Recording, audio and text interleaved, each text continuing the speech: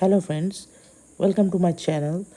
আমার নাম অগ্নিভ, আমি গভর্নমেন্ট মেডিকেল কলেজের স্টুডেন্ট। তো আজকে তোমাদের আমি বলবো যে তোমরা কী করে এবার নিট 2027-এর প্রিপারেশান নেবে। তোমরা এখন দেখতেই পাচ্ছ যে নিট 2026-এর কাউন্সেলিং চলছে। তো তোমাদের একটা আন্দাজ হয়ে গেছে যে তোমাদের এই পরের বছর মানে যদি আমি ধরি যে কোনো সিট ইনক্রিজ নাও হয়, তো তোমাদের মিনিমাম যে র্যাঙ্কটা লাগবে সেটা মানে তোমাদের 50 to 55 এর মধ্যে থাকলে থাকলে তোমাদের মধ্যে যদি এই র্যাঙ্কটা তোমাদের থাকে, এর মধ্যে তোমরা যদি র্যাঙ্ক করতে পারো, জেনারেল কাস্টের জন্য বলছি, তো তোমরা কিন্তু 100% সেফ। এর পরের বছর একটা সিট পাওয়ার থেকে তোমরা মানে 100% সেফ। তো এটা হচ্ছে তোমাদের জেনারেল ক্যাটাগরির জন্য কাট অফ বললাম। তো মানে এই চেষ্টা করবে যে এই মধ্যে র্যাঙ্ক আনতে। তো এখন বিষয়টা তোমরা সবাই দেখতে পাচ্ছ যে নিট কিন্তু বলছে এবার দুটো ফেজে হবে, মানে ফেজ 1 ফেজ 2 হতে পারে, মানে এরকম কথা চলছে। আমার মতে এই বছর থেকে মানে 2027 থেকে সেরকম কিছু পসিবিলিটি আনার মানে পসিবিলিটি খুবই কম। কারণ ধরো তোমাদের এখন প্রায় সেপ্টেম্বর হতে চললো, তো সেপ্টেম্বর মানে মাঝখানে মাত্র 6-7 মাসই আছে হাতে। তো 6-7 মাসের মধ্যে কিন্তু এত কিছু সম্ভব নয় আমার মতে। মানে 2026-এ যেমন হয়েছিল নিট, ইকুইভ্যালেন্টলি মানে তোমাদের 2027-এও তেমনই কিন্তু হতে চলেছে। নিট 2027 হতে চলেছে। এবার অনেকেই প্রশ্ন করবে যে তাহলে দাদা, যে নিট পেপার মানে অফলাইন হবে না পেন পেপার মোডে হবে না মানে তোমার সিবিটি মোডে হবে? তো আমি বলবো এবারকার নিট কিন্তু পেন অ্যান্ড পেপার মোডেই হবে।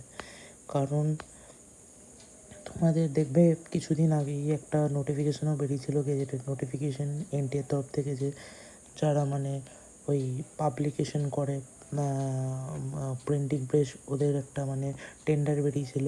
তো আশা করছি এবার পেন অ্যান্ড পেপার মোডই হবে, কারণ টাইমটাও অনেক কম আর প্রচুর হিউজ ইনফ্রাস্ট্রাকচার লাগবে নিট 2027 মানে অনলাইন করানোর জন্য সিবিটি মোডে। তাই আশা করছি এবছর কিন্তু তোমাদের সিবিটি মোড হচ্ছে না, ধরেই চলছে। তাহলে আমরা কি পেলাম যে নিট একটা ফেজই হচ্ছে, NEET 2027 will be conducted in one phase only.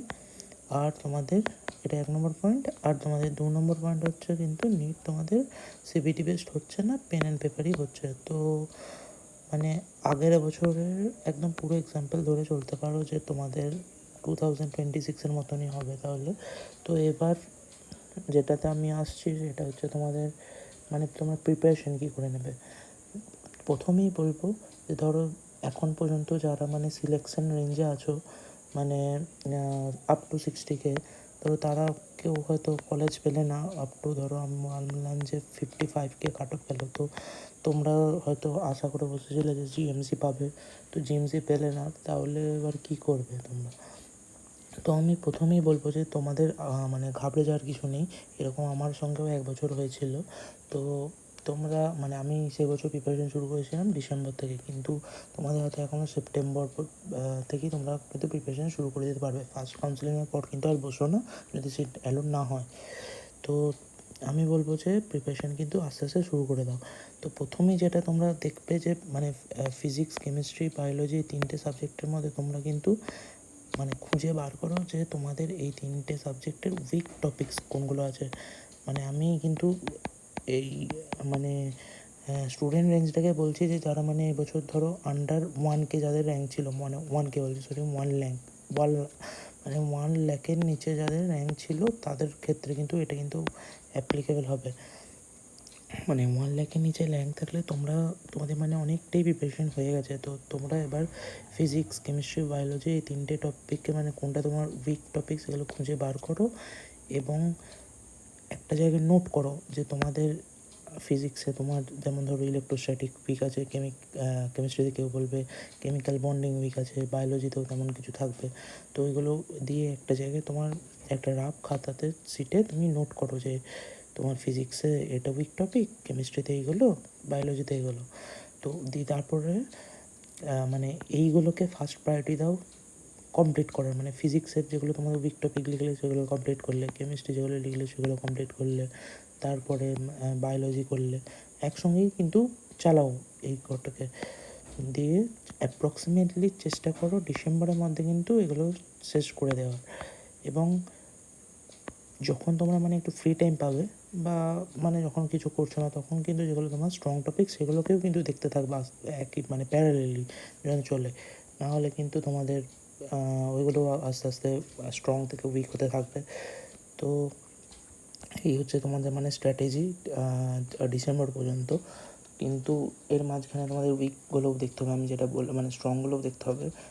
এবার কোশ্চেন প্র্যাকটিস কিন্তু মাস্ট। কোশ্চেন প্র্যাকটিস না করলে কিন্তু তোমরা বুঝতে পারবে না যে কীরকম তোমাদের পেপার হতে চলেছে, মানে তোমাদের প্রিপারেশান কেমন হচ্ছে। তো কোশ্চেন প্র্যাকটিস কিন্তু মাস্ট, আমি এটা বলবো। আর একটা জিনিস হচ্ছে মানে তোমরা কিন্তু বসে দেখো না যে ফুল সিলেবাস শেষ হবে তারপরে আমরা কিন্তু টেস্ট দেবো। এর মাঝেই যে মানে তোমরা করছো মানে এর মাঝেই তোমাদের সিলেবাসও কমপ্লিট হবে। সিলেবাস কমপ্লিট হচ্ছে তোমাদের আস্তে আস্তে। তো সিলেবাস কমপ্লিট হওয়ার সঙ্গে সঙ্গে তোমরা কিন্তু টেস্ট দাও। এবার ডিফারেন্ট জনকে ডিফারেন্ট ভ্যারি করবে যে না আমি দাদা কি ফুল সিলেবাস দেবো না পার্ট সিলেবাস দেবো। আমার মতে আমি কিন্তু ফুল সিলেবাস দিতাম সবসময়, একদম প্রথম থেকেই। আমার কোনো পার্ট সিলেবাস টেস্ট ছিল না। তো আমি বলবো যে ফুল সিলেবাসও দিতে পারো, পার্ট টেস্টও দিতে পারো। কিন্তু পার্ট টেস্টে একই চ্যাপ্টার থেকে মানে অনেক কোশ্চেনের ডেন্সিটি হয়ে যায়, কিন্তু অত টাফলি পড়ে না, অত ডিপলি পড়ে না। অনেক চ্যাপ্টারে আছে, যে চ্যাপ্টারগুলো তোমাদের টাফ লাগছে সেগুলো শুধুমাত্র তোমরা পার্ট সিলেবাস দিতে পারো, পার্ট সিলেবাস টেস্ট। আর যেগুলো তোমাদের মানে এমনি স্ট্রং টপিক আছে সেগুলো অত পার্ট সিলেবাস দিতে যাও না। তো মানে লাস্টে আমি যেটা বলবো যে হয়তো তুমি ধরো উইকেন্ডে তুমি ফুল সিলেবাস দাও, এবং উইকেন্ডে ফুল সিলেবাস আর দিলে, আর মাঝে মাঝে কিছু কিছু যেগুলো তোমার মানে উইক টপিক সেগুলোকে তুমি করলে, ভিডিও লেকচার দেখলে, কোশ্চেন প্র্যাকটিস করলে, সেগুলোর হয়তো পার্ট সিলেবাস দিতে পারো। তো আজকে এখান পর্যন্ত। এর পরের ভিডিওতে আমি তোমাদেরকে আরও ভালোভাবে গাইড করবো আস্তে আস্তে যত দিন যাবে।